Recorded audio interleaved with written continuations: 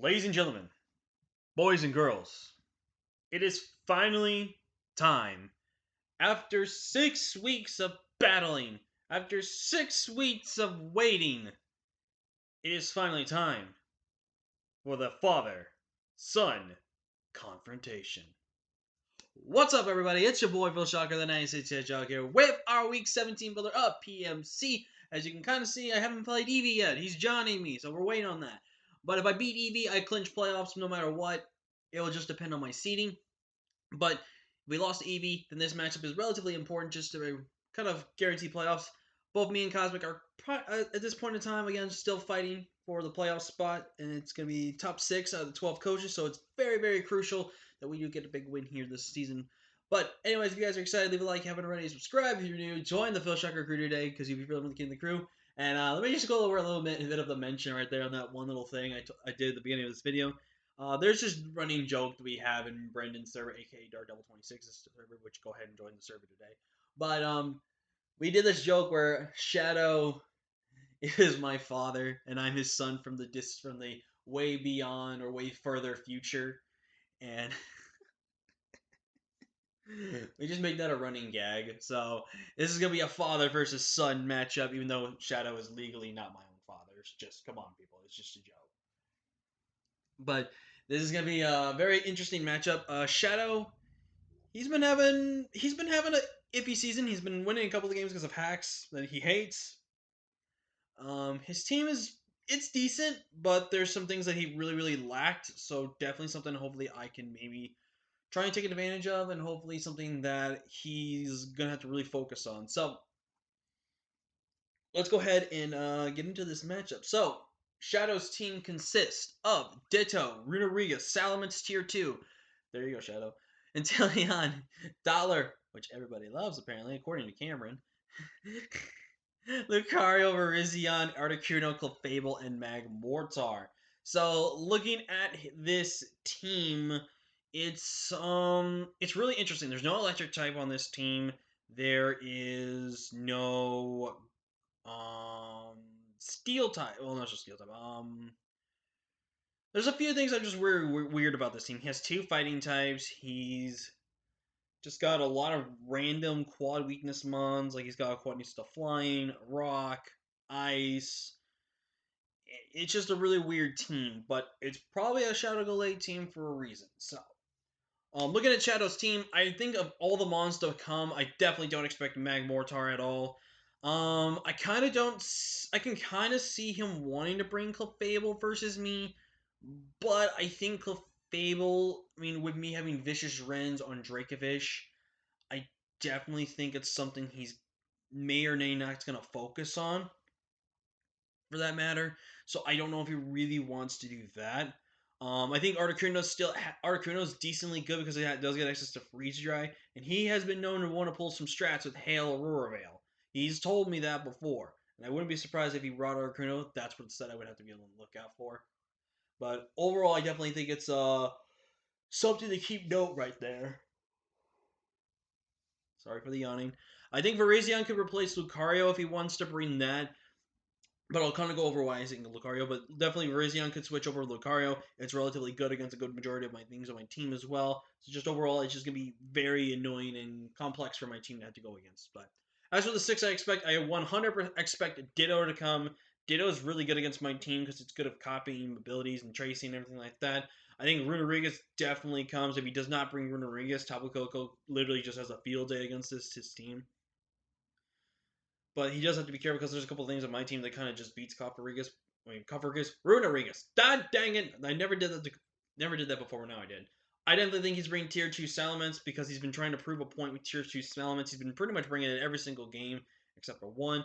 I think Inteleon's really good versus my team. Inteleon's really good for the moveset it has. The only mon on my team that Inteleon will probably struggle with is mostly just going to be my Coco, so that's something to keep a note right there. I definitely think he's bringing Dollar because of webs. If he doesn't bring Dollar, then he probably either brings in the Articuno potentially, so definitely something to note right there. And I think Lucario. The reason why I say Lucario is better than Virizion in this matchup is, yes, I do know that Virizion's speed and probably its offenses are a little bit better. But what I like about Lucario is that there's got two different forms of priority that can really work for his advantage, being Vacuum Wave, Bullet Punch, and then the fact to go SD or Swords or SD and Nasty Plot against my team is really really good. So definitely something to I have to kind of keep it. Excuse me. That's something I have to really keep in mind from right there. But something that I really have to be on the lookout for there as well. But the biggest threat to his team, I think, is definitely going to be the Ditto. Ditto just being able to copy some of my stats because I do have a few Mons that can kind of. Well, I only have really like two Mons, but one Mon's more of an important one than the other one is. So definitely something on there. Well, let's go break down the team that I'm bringing this week. So we are bringing, like I said, Tapu Koko, and this man does not really have a good switch into electric types on his team. Dazzling Gleam is super, super strong. The only way he can really deal with this Tapu Koko if he brings Runerigus and it's fully like AV max max because nothing on his team gets resisted by fire type. Very Dazzling Gleam except for Magmortar, but he doesn't really want to take that. And if I don't see, I'll say this: if I don't see any way, shape, or form of a um Runerigus, I just might leave this thing and just literally click Thunderbolts. Volt Switch is obviously there. I do have U-turn in case I just want to pivot instead of just going for a Dazzling Gleam on that type of form. We're on 80 HP, max special attack, and enough speed to outspeed everything in this team. So if I say something that is Choice Scarf, I know for there for a fact. Salamence cannot be faster than me unless it's got a DD up, which I do expect to probably see DD Intimidate instead of Moxie because Intimidate excuse me, is good against my Dracovish, which is going to be something really important to know right there, and it's actually good against my Flareon, as we'll see next. But overall, I think Kelko can easily just win this game for us. So definitely something to keep knowing right there. I definitely think Zach, my Flareon's coming. We haven't really brought Zach, I think, except for maybe week one.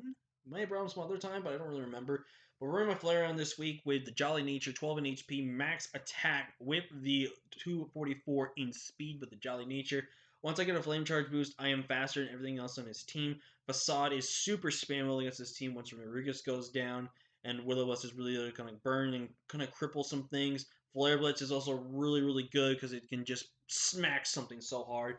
Like, this would be something I'd be willing to get rid of my Guts boost for, is if the Runerigus comes in as a Flame Charge, and then I can just still smack it hard with a Flare Blitz with my base 130 attack. Even if I don't have Guts, it's still going to do a lot of damage to it. Now, I really wish there was another way you can get your boost without having to be Toxic Orb, but it's the only way around it. So I do expect Flareon to be hopefully do a lot of damage. Once I get the speed, though, I am faster than everything else on his team. So basically, once I get my speed raised, there's nothing he can do to outspeed my team. So definitely something to kind of keep right there. And up next, we are bringing Mr. Vish, baby. But we're not bringing any Mr. Vish this time.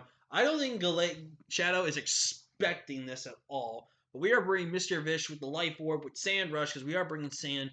Well, mini Sand, but I think the way I look at this, I need to bring Sand Rush to kind of counteract some things. If he's Scarf Intellion does outspeed max speed Mr. Fish, but he doesn't have any way to really do that unless he's going to crit me or go for the agility sets. But other than that, +1 Mence is outsped by this set, and with Draco Meteor, unless he has a very ton of HP investment, Draco Meteor knocks it out. Vicious Ren pretty much just spammable against it. We do have Facade in case he tries to Will-O-Wisp or Toxic Nude, and I can just pretty much Facade everything on his team. We do have the Psychic Fangs. Psychic Fangs is there to most likely just break screens, and it's also there as a good way to check the Virizion in case he does bring the Virizion instead. But I mostly wanted there in case he's going to bring Dottler with Sticky Webs plus screens. And he tricks me away and doesn't bring the Eviolite, but does have like the, what's it? So definitely something to keep note about that. So but we're running 92 in HP to give us that. Oh, we have an even number. We need an odd number. I don't know why it gave me. There we go. We have an odd number now. I don't know why that messed up. Max attack, 4 in defense, and the 156 speed. The 156 speed, like I said, will make sure I am faster than +1 Mence, even if he tries to DD it's up on me here. But luckily, Dracovish can just outspeed Draco Meteor now. I will only have Sand for roughly 3 to 4 turns to use for Dracovish, so I do need to make my turns count with Dracovish, and I do need to be careful with Dracovish. So it's definitely something I have to be very, very careful with. And I decided to risk it with Life Orb because Life Orb was much more better, and it gives me the guaranteed knockouts with things than rather an Expert Belt would have done. So definitely something to keep knowing right there. But obviously, if I need Sand Rush, I need some sand, and we're bringing Gigalith here with a Chopple Berry, with a Sand Stream, with Iron Defense, Body Press, Rock Slide, and Toxic. Toxic is there just for a Toxic. They're especially defensive, kind of the standard Spadef set. We put the forward defense, obviously. Body Press after the +2 will knock out any form of Lucario. It's also really good to get against Virizion, because Virizion's going to close combat me, and I can basically knock that thing out. Rock Slide is there, because Stab is really good. I do have Toxic over something like Heavy Slam, in case like Fable does, but I have need something in case I can't be able to Toxic or anything like that on the Runerigus. I do expect Shadow to want to take advantage of Runerigus bringing Toxic Spikes versus me. And the main reason I expected that is because I don't really have hazard control on my team, and I don't have a grounded poison type on my team. I do have one spinner, I do have a defogger, but I don't think he's expecting either one to show up, so it's definitely something to keep note right there. But overall, I definitely think this is going to be something that he has to kind of be careful about, you know?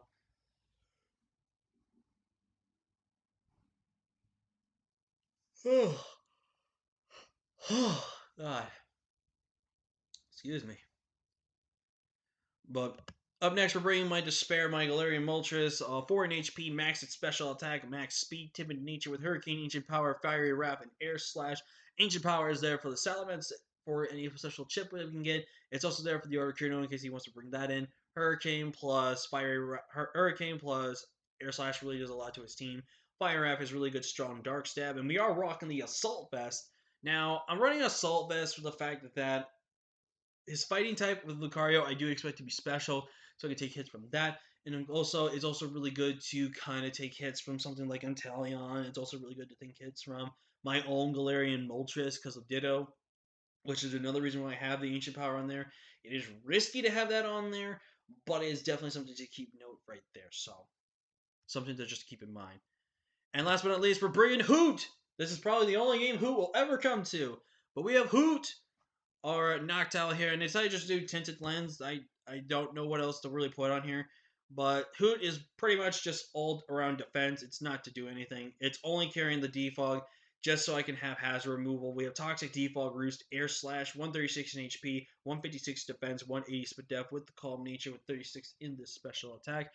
Basically, this is to just kind of just remove Sticky Webs, Toxic Spikes, Stealth Rocks, if anything like that. It's just all around support, and I don't really have much to talk about because I really don't like the Pokemon. But that's gonna be the team, guys. Hopefully, if we have already beaten Eevee, we made our way to playoffs. If we have not beaten Eevee and we have to beat Shadow, let's hope we get the win against Shadow. Because if we lose against Shadow, then it comes down to my match against Arky, and the match against Arky is interesting. But if you guys did like this video, definitely leave a like if you haven't already. Subscribe if you are new. Join the Phil Shocker crew today because you'll be for living with the king of the crew. But until next time, guys, I am Phil Shocker, the 96 Hedgehog, and I will see you guys next time.